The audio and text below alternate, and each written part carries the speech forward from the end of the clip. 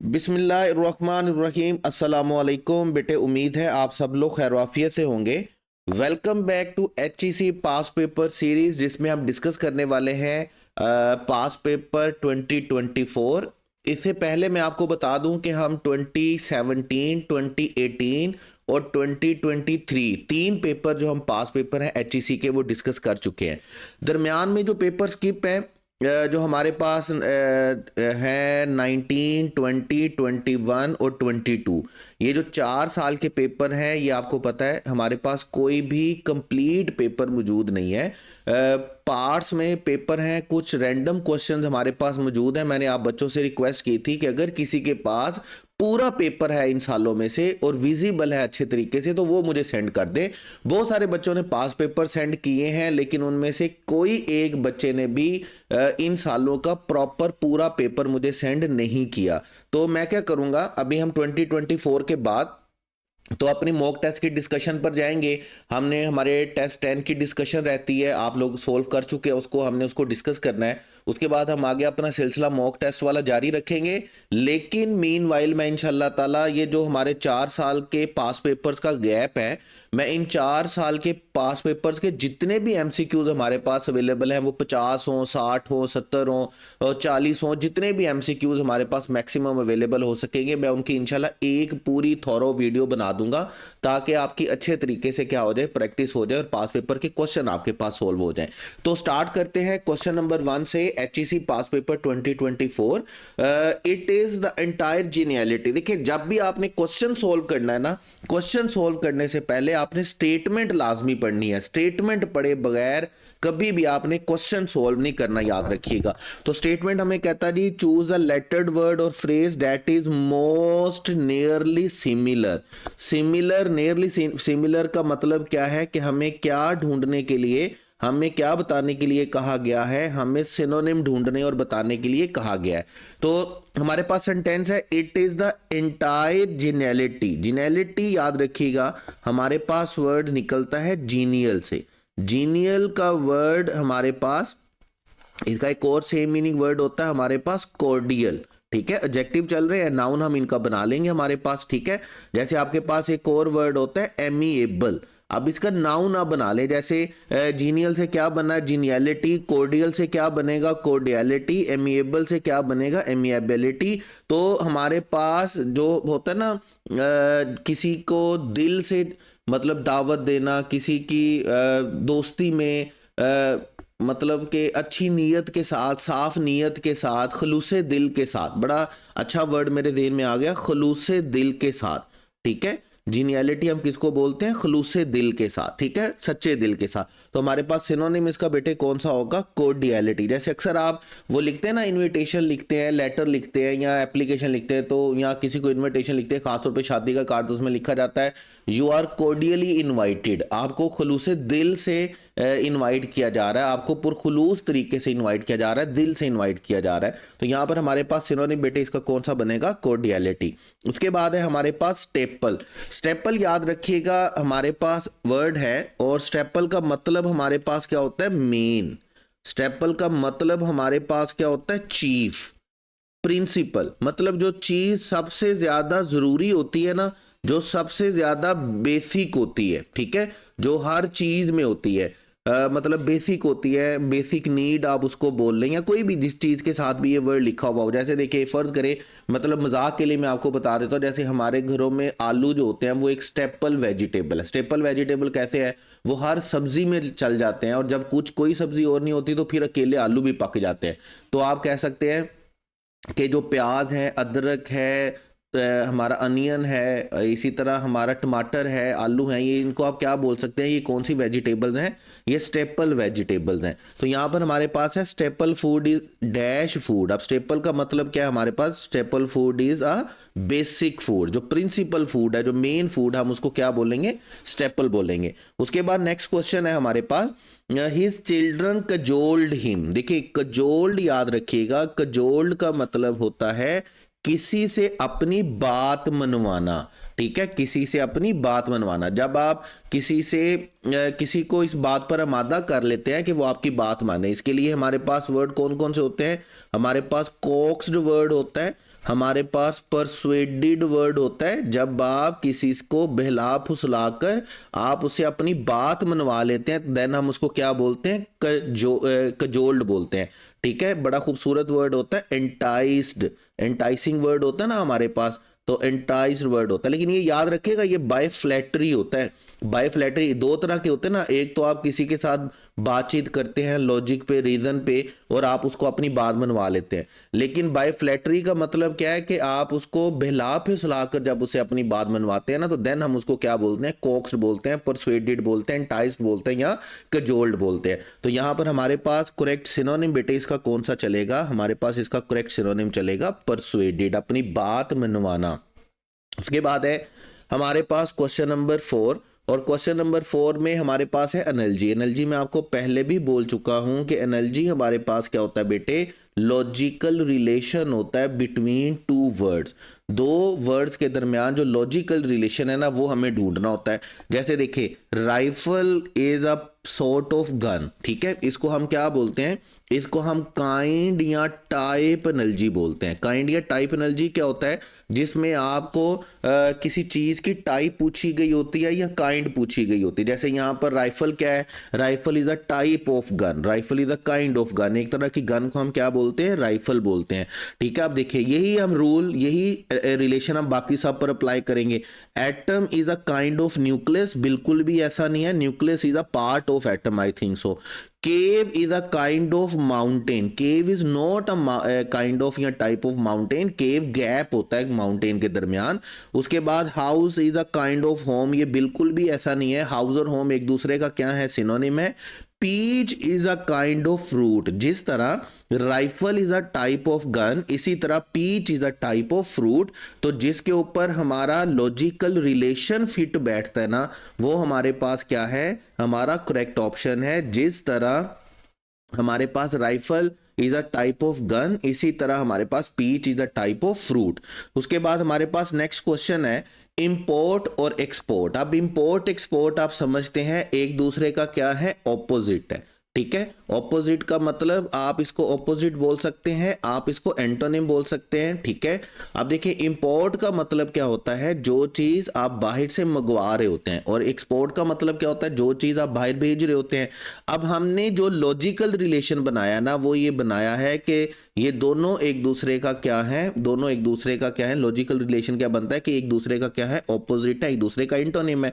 अब हमें ऑप्शन में से ये चीज निकालनी है। अब देखें, doctor is not an opposite of surgeon, doctor surgeon का ऑपोजिट तो नहीं है। ठीक है, प्रोफेसर टीचर का ऑपोजिट तो नहीं है, प्रोडक्टिविटी फर्टिलिटी का ऑपोजिट तो नहीं है, बल्कि प्रोडक्टिविटी और फर्टिलिटी तो एक दूसरे का सिनोनिम है। प्रोफेसर और टीचर एक दूसरे का सिनोनिम है। Doctor is a surgeon is a type of doctor, you can say, या डॉक्टर सर्जन वो मेडिकल और सर्जिकल का डिफरेंस है, तो हम उसको ऑपोजिट तो नहीं बोल सकते। जिस तरह इंपोर्ट एक्सपोर्ट का ऑपोजिट है, इसी तरह फॉलोवर किसका ऑपोजिट है, लीडर। जो मंगवाया जा रहा होता है वो इंपोर्ट होता है, जो भेजा जा रहा होता है वो एक्सपोर्ट होता है। इसी तरह जो फॉलो कर रहा होता है उसे हम क्या बोलते हैं, फॉलोवर, और जिसे फॉलो किया जा रहा होता है हम उसको क्या बोलते हैं, लीडर। तो जिस तरह इंपोर्ट एक्सपोर्ट का आपस का रिलेशन है ऑपोजिट, इसी तरह सेम लॉजिकल रिलेशन हमें किसमें से मिलता है, हमें सेम लॉजिकल रिलेशन मिलता है फॉलोवर और लीडर को। देखिए, अगर आप एक सेंटेंस बना लेते हैं ना, तो आप एनर्जी क्रिएट करने के लिए एक सेंटेंस बना लेते हैं ना, तो आपका एनर्जी का क्वेश्चन सोल्व हो जाता है, जिसको हम बोलते हैं ब्रिज सेंटेंस। ब्रिज सेंटेंस का मतलब क्या होता है कि जो वर्ड आपके पास हेड वर्ड दिया हुआ है, जो क्वेश्चन वर्ड दिया हुआ है ना, उनका रिलेशन आप एक स्टेटमेंट में बना लेते हैं। जैसे अभी हमने क्या कहा कि import is opposite of export. ठीक है, अगर आप अब आपने ये ब्रीफ सेंटेंस बना लिया, आपका सारा काम इसी ब्रीफ सेंटेंस पे चलेगा। जैसे नेक्स्ट क्वेश्चन पर हम चलते हैं, तो हम ब्रीफ सेंटेंस पे काम करेंगे। जैसे देखें, हमारे पास है इंसेक्ट और क्रॉल। ठीक है, ये ऑपरेशन को तो छोड़ दीजिएगा, इंसेक्ट और क्रॉल। अब इंसेक्ट और क्रॉल क्या है हमारे पास, इंसेक्ट क्या करते हैं, क्रॉल करते हैं। इंसेक्ट क्या करते हैं, क्रॉल करते हैं। यानी कि आप इसका ब्रिज सेंटेंस क्या बनाएंगे, आप इसका ब्रिज सेंटेंस ये बनाएंगे कि ये फंक्शन ब्रिज है, ये एक्शन ब्रिज है। इंसेक्ट समटाइम्स या यूजुअली क्रॉल्स, इंसेक्ट्स क्या करते हैं जी, क्रॉल करते हैं, उनका एक्शन बताया गया। ठीक हो गया। अब देखिएगा, बर्ड नेस्ट, कैमल हम्प, अब hump is a part of body for camel. जिस तरह इंसेक्ट क्रॉल करते इसी तरह कैमल हम्प नहीं करते, ठीक है। बर्ड नेस्ट नहीं करते, ठीक है, वो मूवमेंट नहीं बताई गई बल्कि उनका घर बताया गया कि वो अपना घोंसला बनाते हैं। डॉग पैक, डॉग जो पैक है वो डॉग का क्या होता है, कलेक्टिव नाउन होता है, ठीक है। जिस तरह मूवमेंट बताई गई है कि इंसेक्ट क्रॉल करते हैं, इसी तरह मूवमेंट बताई गई है कि फ्रॉग क्या करता है, लीप करता है। तो इंसेक्ट क्रॉल और इसी तरह हमारे पास क्या आएगा, फ्रॉग क्या करता है जी, फ्रॉग लीप्स, ठीक है। तो हमारे पास सेम लॉजिकल रिलेशन बनता है, वहां पर भी उसके चलने का एक्शन का मतलब बताया गया है तरीकाकार, और यहां पर भी उसके चलने का एक्शन का तरीकाकार बताया गया है। तो हमारे पास करेक्ट ऑप्शन बेटे कौन सा होगा, करेक्ट ऑप्शन इज डेल्टा। तो ब्रीज सेंटेंस आपने बनाना होता है, ब्रीज सेंटेंस। अब देखिए यहां पर हमारे पास वर्ड है वाटर और हाइड्रोफोबिया। अब ये जो फोबिया वर्ड होता है ना, ये याद रखिएगा, फोबिया का मतलब होता है फियर। फोबिया हम किसको बोलते हैं, फियर को बोलते हैं, डर को बोलते हैं, खौफ को बोलते हैं, ठीक है। और हाइड्रोफोबिया का मतलब क्या है, पानी का डर, फियर ऑफ वाटर। जैसे यहां पर लिखा हुआ है वाटर, और वाटर के डर को हम क्या बोलते हैं, हाइड्रोफोबिया बोलते हैं, ठीक है। मैं वैसे आपको पहले करेक्ट ऑप्शन बता देता हूं, फिर मैं आपको कुछ मोस्ट कॉमन फोबियाज बता देता हूं आपको याद रखने के लिए।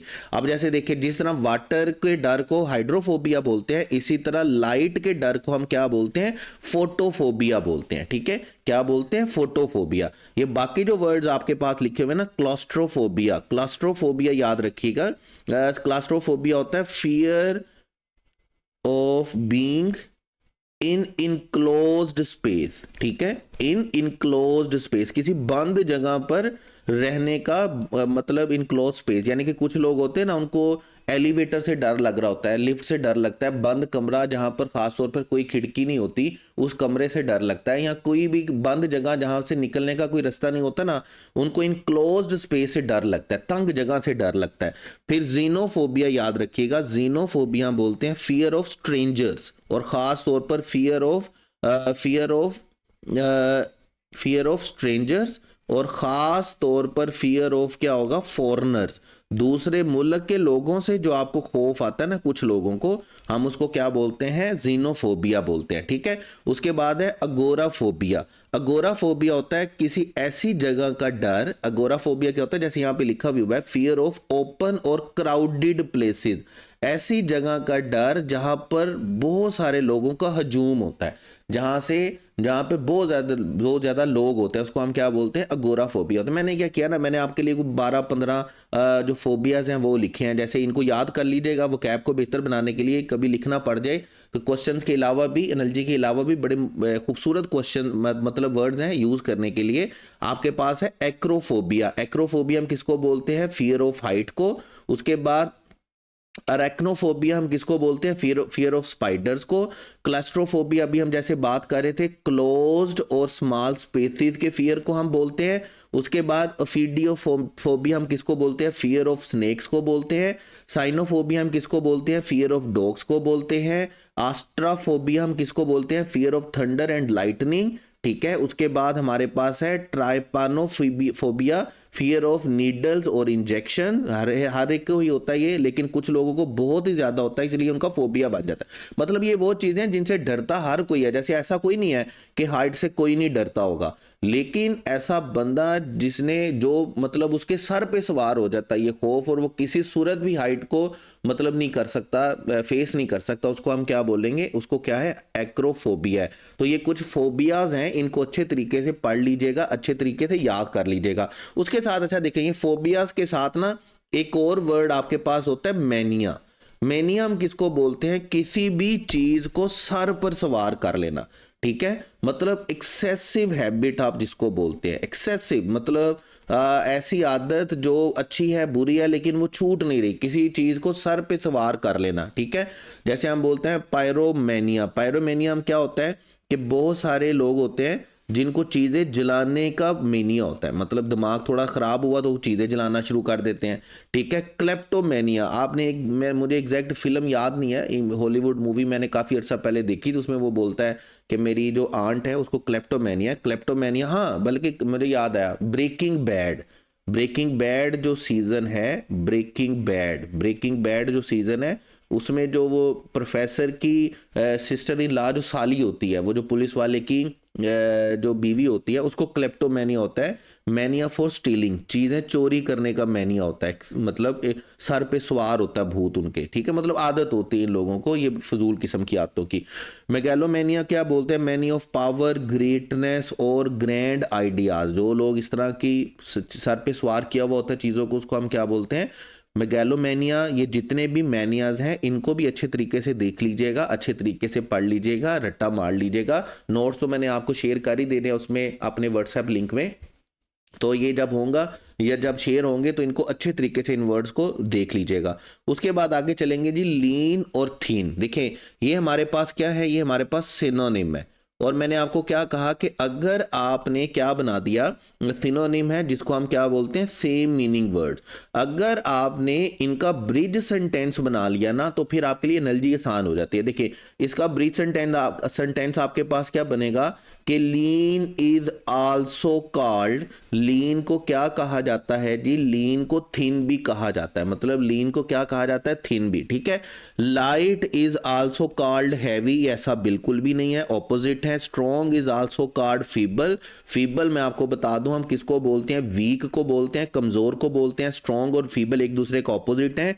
स्वीट इज आल्सो कॉल्ड सावर, सावर और स्वीट दो बिल्कुल डिफरेंट टेस्ट हैं, यू कैन से ऑपोजिट है, ये भी हमारे पास करेक्ट ऑप्शन नहीं हो सकता। जिस तरह लीन इज आल्सो कॉल्ड थिन, इसी तरह बल्कि इज आल्सो कॉल्ड हैवी। तो हमारे पास सेम ब्रीथ सेंटेंस बनता है। जिस तरह हम लीन को क्या बोल सकते हैं? थिन बोल सकते हैं। इसी तरह बल्कि इज आल्सो कॉल्ड, बल्कि को क्या कहा जा सकता है? बल्कि इज आल्सो कॉल्ड हैवी, उसको हैवी भी कहा जा सकता है। तो हमारे पास करेक्ट ऑप्शन बेटे कौन सा रहेगा? हमारे पास करेक्ट ऑप्शन रहेगा अल्फा। तो इसको हम क्या बोलते हैं बेटे? याद रखिएगा, एनालॉजी में ब्रिज सेंटेंस बोलते हैं। अगर आपने क्वेश्चन का ब्रिज सेंटेंस करेक्ट बना लिया ना, तो फिर आपके पास कोई प्रॉब्लम नहीं रहने वाली क्वेश्चन को सोल्व करने में। उसके बाद आपके पास नेक्स्ट क्वेश्चन है नी और लेग। तो knee is a part of leg, ये हमारे पास पार्ट क्या है?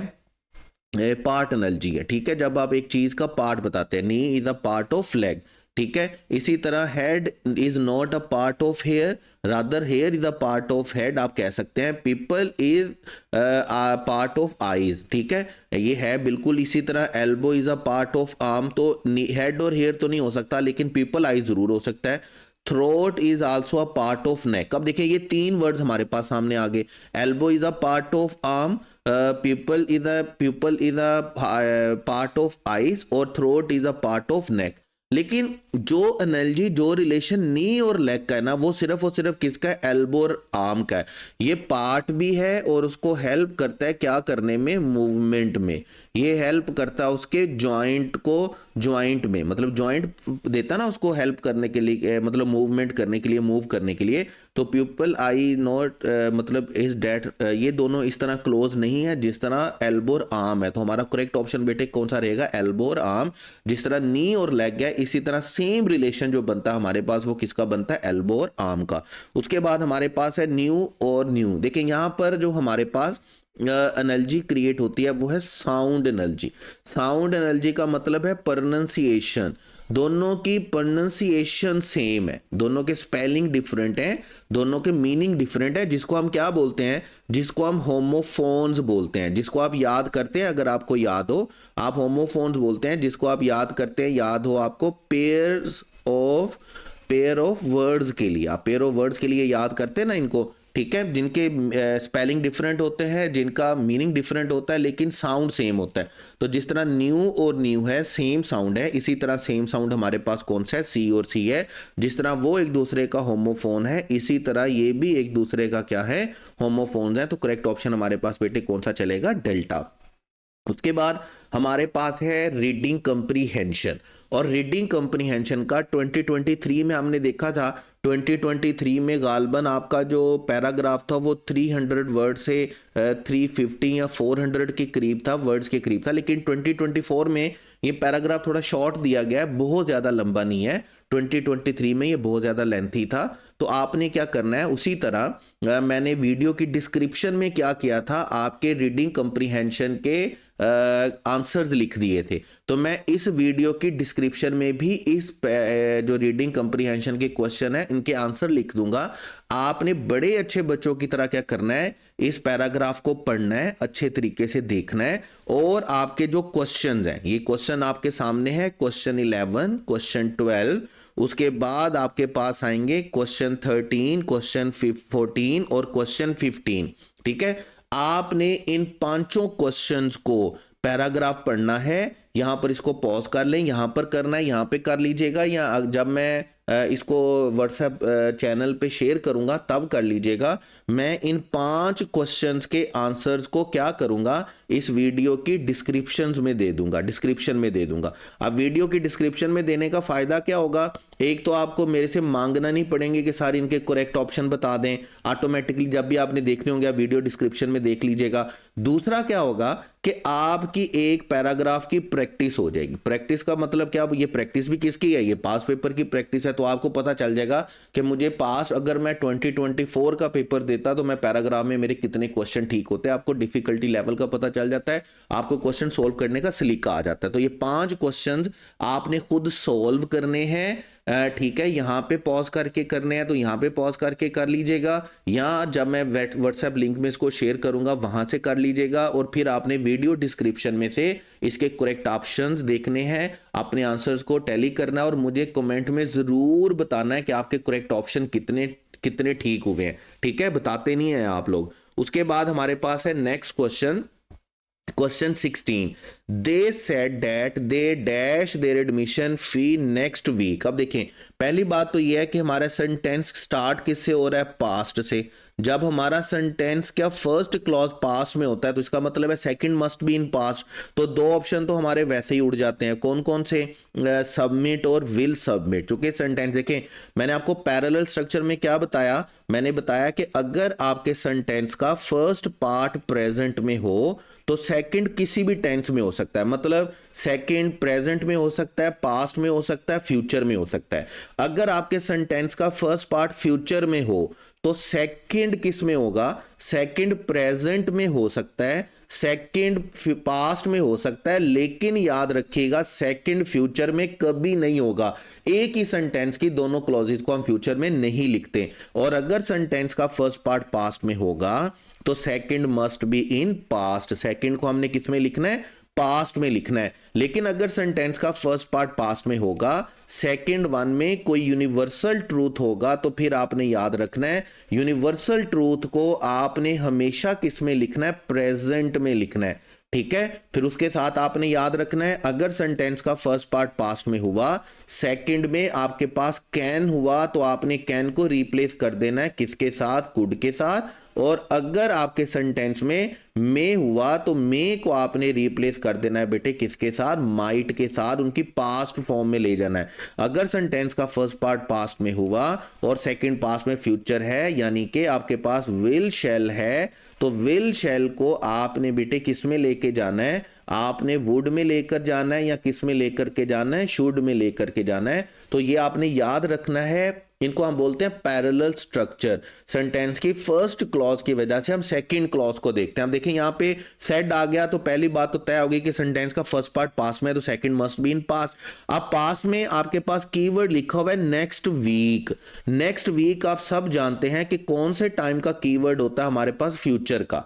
तो टेक्निकली हम पास्ट में जब फ्यूचर की बात कर रहे होते हैं तो यहां पर आना क्या चाहिए, यहां पर विल प्लस फर्स्ट फॉर्म आना चाहिए। ठीक है, लेकिन चूंकि सेंटेंस का फर्स्ट पार्ट पास्ट में है इसलिए हम विल प्लस फर्स्ट फॉर्म नहीं लिखेंगे, बल्कि हम उसकी बजाय बेटे क्या लिखेंगे, वुड प्लस फर्स्ट फॉर्म लिखेंगे।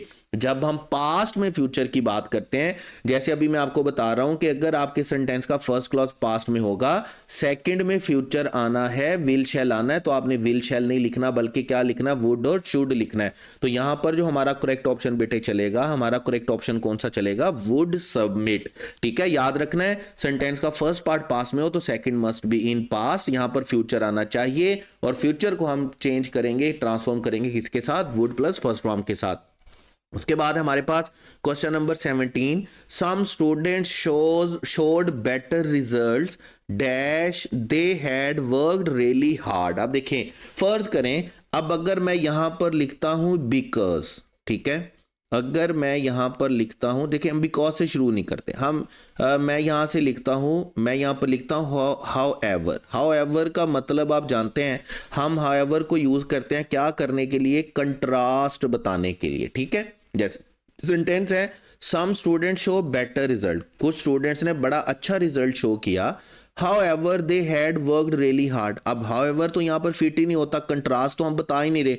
वो कहता है जी कि सम स्टूडेंट्स ने, कुछ स्टूडेंट्स ने बड़ा अच्छा रिजल्ट दिया क्योंकि उन्होंने बड़ी मेहनत की। अब क्योंकि उन्होंने बड़ी मेहनत की ना, तो हम कॉन्सिक्वेंस बता रहे हैं, हम रिजल्ट बता रहे हैं, ठीक है। तो जब कॉन्सिक्वेंस रिजल्ट बताना होता है तो हम हाउ एवर यूज नहीं करते, हम देयर फोर यूज नहीं करते, हम अनटिल यूज नहीं करते, बल्कि हम क्या यूज करते हैं, बिकॉज यूज करते हैं, ठीक है। अगर ये सेंटेंस इस तरह होता ना कि कुछ स्टूडेंट्स का रिजल्ट अच्छा था, कुछ स्टूडेंट्स का रिजल्ट अच्छा नहीं था, हमने कंट्रास्ट बताना होता तो फिर हम क्या यूज करते, हाउ एवर। और अगर ये वाला सेंटेंस पहले लिखा हुआ होता कि they some students had worked really hard, कुछ स्टूडेंट्स ने बड़ी मेहनत की इसलिए उनका रिजल्ट अच्छा आया, तो फिर हम कौन सा वर्ड लिखते, देयरफॉर लिखते, ठीक है। और अगर ये सेंटेंस होता कि कुछ स्टूडेंट्स का अच्छा रिजल्ट नहीं आएगा जब तक वो अच्छा नहीं करेंगे, मेहनत नहीं करेंगे, तो ऐसी सूरत में जब हम कंडीशनल सिचुएशन में जाते हैं तो कंडीशनल सिचुएशन में आप समझते ही हैं कि कंडीशनल सिचुएशन के लिए हम अनटिल यूज करते हैं, अनलेस यूज करते हैं।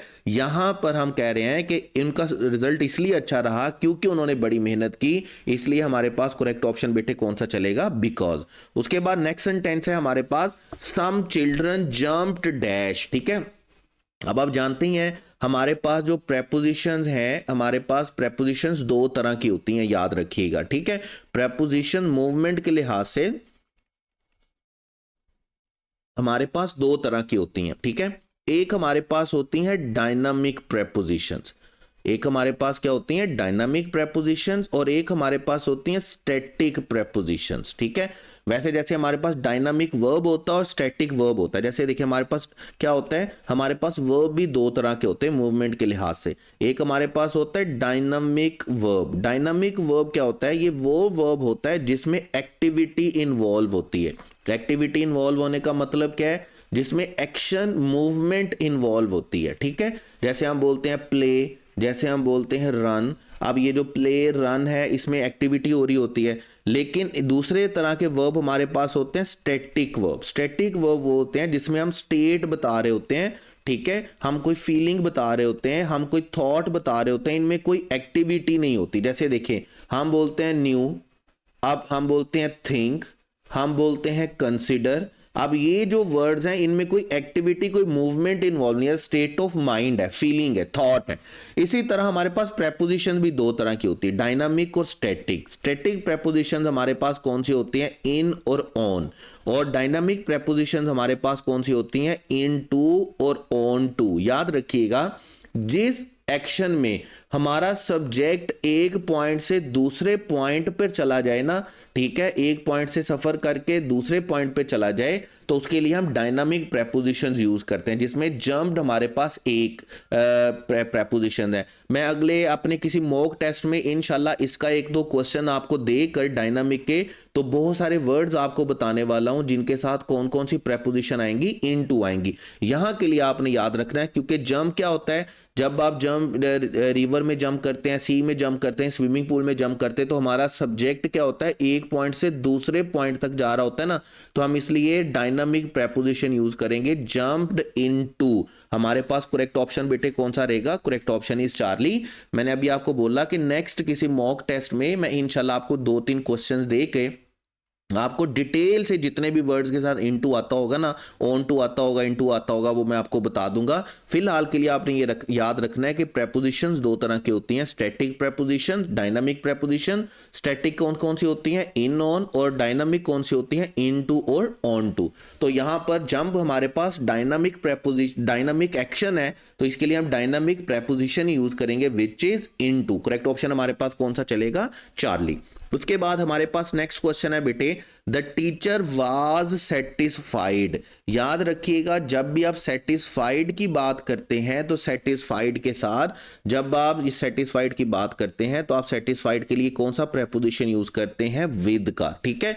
अब ये जो अगर आप 2024 का पेपर देखेंगे ना, 2023 में गालबन हमारे पास फ्रेजल वर्ब था, ठीक है, लेकिन 2024 में हमारे पास कोई फ्रेजल वर्ब नहीं है। आसान तरीन दो प्रेपोजिशन के क्वेश्चन हमें दिए गए हैं।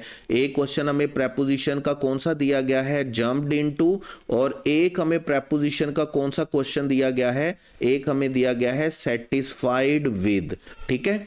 तो हमारे पास क्या होता है, समटाइम्स हमें पेपर में इतने आसान प्रेपोजिशन दे दिए जाते हैं जो हमारे मतलब आंखें बंद करके भी हम कर सकते हैं। जैसे जंप्ड इनटू बचपन से हम पढ़ते आ रहे हैं, इसी तरह सेटिस्फाइड विद बचपन से हम पढ़ते आ रहे हैं, तो कोई मुश्किल नहीं है। तो मैं हमेशा आपको कहता हूं कि पास पेपर हम पढ़ते ही इसलिए हैं ताकि हमें अपने पेपर की डिफिकल्टी लेवल का पता चले। बहुत सारी परेशानियां हमारे ज़हन में चल रही होती हैं जो ख़त्म हो जाती हैं। उसके बाद है क्वेश्चन 20th है, डिड देयर इंस्ट्रक्टर। अब इससे आसान क्वेश्चन तो पेपर वाला कभी दूसरा जन्म ले भी ले, मर भी जाए, दोबारा उठे, 7 दफा मरे 7 दफा उठे, फिर भी बनाए तो नहीं बन सकता। देखें, आप सब जानते हैं कि अगर हमारे पास सेंटेंस में हेल्पिंग वर्ब डू, डज और डिड लिखा हुआ हो तो हमने वर्ब की कौन सी फॉर्म यूज करनी है, वर्ब की फर्स्ट फॉर्म यूज करनी है। अब इससे आसान क्वेश्चन आपको क्या बना के देगा वो, डिड देयर इंस्ट्रक्टर। तो हमारे पास यहाँ पर डिड की वजह से वर्ब की कौन सी फॉर्म आएगी, फर्स्ट फॉर्म आएगी। हमारे पास करेक्ट ऑप्शन बेटे कौन सा चलेगा, बीटा चलेगा,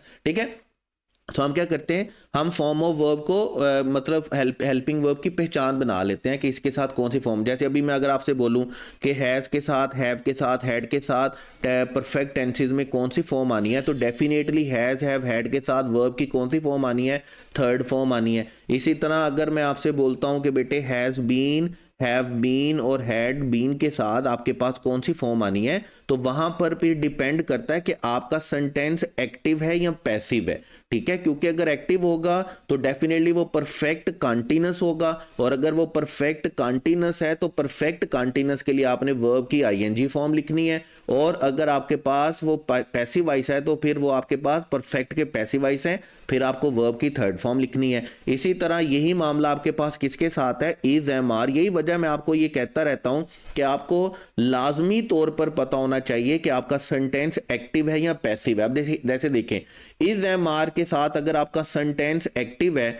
तो वो कॉन्टिन्यूअस सेंटेंस है और उसमें आईएनजी फॉर्म आएगी, और अगर वो पैसिव है तो उसके साथ थर्ड फॉर्म आएगी, ठीक है। इसी तरह अगर आपके पास विल और शेल है तो विल और शेल के साथ तो डेफिनेटली आपके साथ वर्ब की फर्स्ट फॉर्म आनी है, लेकिन अगर विल बी और शेल बी है तो फिर आपके पास सेंटेंस कौन सा है, पैसिव वॉइस है, और पैसिव वॉइस के लिए आपके पास कौन सी फॉर्म आनी है, थर्ड फॉर्म आनी। तो वक्तन फॉर वक्तन ये चीजें आप पढ़ते रहते हैं और आपको अनइंटेंशनली, अनडेलिबरेटली, अनकॉन्शियसली ये चीजें ना आपकी हड्डियों में रची बसी हुई होती हैं, आपके खून में रची बसी हुई होती हैं, आपको नहीं भी पता होता, इसके बावजूद आपको ये पता होता है इन चीजों का, ठीक है। मतलब आप ये वो चीजें हैं जो अनकॉन्शियसली हम सीख रहे होते हैं। तो करेक्ट ऑप्शन आपके पास बेटे कौन सा चलेगा, करेक्ट ऑप्शन इज बीटा। उसके बाद नेक्स्ट सेंटेंस है हमारे पास, they would have escaped the accident. अब देखिए हमारे पास इफ आ गया। अब एक बात तो तय है, याद रखिएगा कि अगर आप अपने पास पेपर का पैटर्न देखते हैं, पास पेपर्स को देखते हैं, तो तकरीबन हर साल आपको एक क्वेश्चन कंडीशनल का लाजमी दिया जाता है, वो चाहे कंडीशनल का दिया जाए या इन्वर्जन इन कंडीशनल का दिया जाए, ठीक है। मैं आपको दोनों बातें बड़ी डिटेल के साथ पढ़ा कर आ चुका हूं कि कंडीशनल के 4 स्ट्रक्चर हैं आपके पास, और इसी तरह आपके पास इन्वर्जन इन कंडीशनल के 3 स्ट्रक्चर हैं। हम जीरो कंडीशन का इन्वर्जन नहीं बनाते। अब यहां पर देखेंगे वुड हैव थर्ड फॉर्म दिया हुआ है, तो इसका मतलब क्या है कि यहां पर क्या आना चाहिए, पास्ट परफेक्ट आना चाहिए। और पास्ट परफेक्ट आने का मतलब क्या है कि यहां पर हमारे पास क्या आना चाहिए, हैड के साथ वर्ब की कौन सी फॉर्म आनी चाहिए, हैड के साथ वर्ब की थर्ड फॉर्म आनी चाहिए। तो हमारे पास करेक्ट ऑप्शन बेटे कौन सा चलेगा, हमारे पास करेक्ट ऑप्शन चलेगा हैड नोटिस्ड। कंडीशनल सेंटेंस एक दफा पढ़ लें जिंदगी में अच्छे तरीके से। 3 तरह के कंडीशनल सेंटेंसेस होते हैं, इफ कंडीशनल होते हैं, विश कंडीशनल होते हैं, और सब्जेक्टिव होते हैं। अगर आप प्ले लिस्ट में जाएंगे, आपके पास थोड़ा सा टाइम हो, आप प्ले लिस्ट में जाएं इंग्लिश विद सर अजीम में, और आप वहां पर देखेंगे एक वर्ब की पूरे 20 या 21 लेक्चर पड़े हुए हैं। उनमें 3 लेक्चर्स आपके पास ना 3 कंडीशनल सेंटेंसेस के लेक्चर्स होंगे। बिलीव मी, आपके पास थोड़ा टाइम हो तो उसको जरूर देख लीजिएगा। मैं अक्सर ऐसा कहता नहीं हूँ वीडियोस में, तो क्योंकि वो फिर बच्चों को ये इंप्रेशन जाता है कि शायद मैं बच्चों को आप ज़्यादा से ज़्यादा अपने लेक्चर्स दिखाने के लिए, व्यूज़ के लिए कह रहा हूँ, तो बिल्कुल मुझे व्यूज़ की ज़रूरत नहीं है, ठीक है, बिल्कुल आप ना देखें। लेकिन अगर आपके पास थोड़ा सा टाइम हो तो कंडीशनल लेक्चर्स, कंडीशनल सेंटेंसेस के लेक्चर्स को ज़रूर देख लीजिएगा, ये सारी ज़िंदगी आपके काम आएंगे, ना सिर्फ पेपर के लिए बल्कि इंग्लिश लिखने के लिए भी। तो यहाँ पर इफ़ है, कंडीशनल सेंटेंस है, वुड हैव एस्केप्ड है। अगर यहाँ पे वुड प्लस फर्स्ट फॉर्म होती तो डेफिनेटली हमारे पास इफ क्लॉज किस में होती, पास्ट इंडेफिनेट में। अभी would have plus third form है तो इसलिए हम यहाँ पर क्या लिखेंगे, पास्ट परफेक्ट लिखेंगे। हैड प्लस थर्ड फॉर्म आएगा, करेक्ट ऑप्शन आपके पास कौन सा होगा, अल्फा होगा। उसके बाद नेक्स्ट क्वेश्चन है हमारे पास, she will address the audience as soon as. अभी जो मैं आपको बता रहा था कि हम एक ही सेंटेंस की दोनों क्लॉजेस को फ्यूचर में नहीं लिखते। अब यहां पर एक फ्यूचर लिखा हुआ है तो आप दूसरा फ्यूचर नहीं लिखेंगे, दूसरा आपको लाजमी तौर पर किस में लिखना होगा, प्रेजेंट में लिखना होगा। तो शी विल एड्रेस के बाद आप शी विल अराइव नहीं लिखेंगे, और वैसे भी शी विल अराइव्ड लिखा हुआ है जो कि हमारे पास सही स्ट्रक्चर नहीं है। अराइविंग के लिए हमारे पास कोई हेल्पिंग वर्ब नहीं लिखा हुआ, और अराइव तो वैसे ही शी के साथ अग्री नहीं करता। तो अगर हम सेंटेंस ना भी पढ़े ना तो टेक्निकली हम यहां से सेंटेंस पढ़ें तो हम अपना करेक्ट ऑप्शन चूज कर सकते हैं, दैट इज बीटा अराइव्स। तो एक फ्यूचर के बाद दूसरा क्या आना चाहिए, प्रेजेंट आना चाहिए, इसलिए हमारे पास करेक्ट ऑप्शन बेटे कौन सा चलेगा, करेक्ट ऑप्शन इज बीटा। उसके बाद नेक्स्ट क्वेश्चन है हमारे पास, नाइदर देयर वॉचमैन। अब इससे आसान क्वेश्चन, डिड वाला क्वेश्चन भी इससे आसान नहीं है। मैंने आपको बताया, हम पहले पढ़ चुके हैं कि हमारे पास कुछ बने बनाए स्ट्रक्चर होते हैं, जैसे आइदर के साथ हम क्या यूज करते हैं, और नाइदर के साथ हम क्या यूज करते हैं, नोर। इसी तरह हम नॉट ओनली के साथ क्या यूज करेंगे, बट आल्सो। लेकिन ये जो नॉट ओनली है ना, ये आपने याद रखना, ये सिर्फ नॉट ओनली नहीं है, ये नॉट ओनली के साथ नॉट और बट भी हो सकता है, नथिंग बट भी हो सकता है, और नो बट भी हो सकता है। मतलब ये चार वेरिएंट्स में आता है, ये चार के चार वेरिएंट्स आपने याद रखने हैं। इसी तरह जहां पर लेस्ट आएगा वहां पर शुड लाजमी आएगा, ठीक है। इसी तरह जहां पर रादर आएगा वहां पर देन लाजमी आएगा, ठीक है। ये हमारे पास बने बनाए स्ट्रक्चर होते हैं कोरिलेटिव कंजंक्शंस में, ठीक है। तो जहां पर नाइदर आ गया हमारे पास, तो नाइदर के साथ आपके पास कौन सा वर्ब, कौन सा पेयर यूज होना चाहिए, पेयर वर्ड यूज होना चाहिए, कोरिलेटिव कंजंक्शन यूज होगा नॉर। तो हमारे पास करेक्ट ऑप्शन बेटे कौन सा चलेगा, चार्ली। उसके बाद हमारे पास हमें क्या ढूंढने हैं जी, most nearly opposite. Most nearly opposite का मतलब क्या है, कि अब पहले हमें क्या बताने थे, पहले 3 क्वेश्चंस में हमें क्या बताने थे, सिनोनिम्स बताने थे, और अब 3 क्वेश्चंस में हमें क्या बताने हैं, एंटोनिम्स बताने हैं। तो हमारे पास वर्ड है इंपीरियस। इंपीरियस वर्ड याद रखिएगा, इंपीरियस वर्ड हम वैसे किसको बोलते हैं, एरोगेंट को बोलते हैं, ठीक है। जो बंदा एरोगेंट होता है, कंसीटेड होता है, हॉटी होता है, उसको हम क्या बोलते हैं, इंपीरियस बोलते हैं। एक बड़ा ही खूबसूरत सिनोनिम इसका होता है आपके पास, डोमिनियरिंग। डोमिनियरिंग याद रखिएगा, यहां पर आपके पास इसका ऑपोजिट, आप एरोगेंट जो होता है, डोमिनियर जो होता है, डोमिनेंट जो होता है, उसको हम क्या बोलते हैं, इंपीरियस। और इसका एंटोनिम जो आपके पास होगा ना, इसका एंटोनिम आपके पास बेटे क्या होगा, ऑर्डिनरी। ऑर्डिनरी मतलब आम को हम बोलेंगे। उसके बाद अब आपके पास है क्वेश्चन 25, और क्वेश्चन 25 में आपके पास क्या है, स्पूकिश। स्पूकिश बड़ा अच्छा वर्ड है, जो बच्चे कार्टून देखते हैं और इंग्लिश एनिमेटेड मूवी देखते हैं ना, मूवीज देखते हैं, उनको तो ये लाजमी तौर पर ये वर्ड आता होगा। स्पूकिश हम किसको बोलते हैं, फ्राइटनिंग, डराने वाला, खौफ ज़दा करने वाला, जिसको आप क्या बोलेंगे, डराने वाला, खौफ ज़दा करने वाला। टेरिफाइंग, जैसे आपके पास टेरिफाइंग लिखा हुआ है ना, लेकिन ये इसका क्या लिखा हुआ है, सिनोनिम लिखा हुआ है।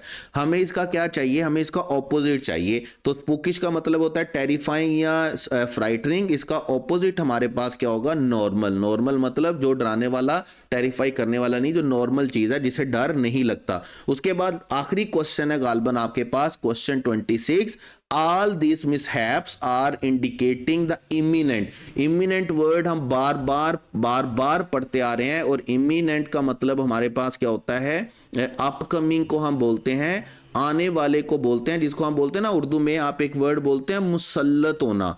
मुसल्लत होना मतलब आना है, कमिंग है, आने वाला है, ये होने वाला है। उसके लिए हम कौन सा वर्ड यूज, जैसे अगर इसके एक्सप्लेनेशन पर आप देखेंगे तो इमिनेंट का मतलब होता है अबाउट टू हैपन। वो चीज जो वाकया होने वाली होती है हम उसको क्या बोलते हैं, इमिनेंट बोलते हैं। और इमिनेंट का ऑपोजिट हमारे पास बेटे क्या होगा, ऑपोजिट मतलब होगा लेट। मतलब आने वाला क्या होगा, इमिनेंट, और जो गुजर गया, जो हो गया, उसको हम क्या बोलेंगे, उसका एंटोनिम बोलेंगे। तो करेक्ट ऑप्शन हमारे पास बेटे कौन सा चलेगा, डेल्टा।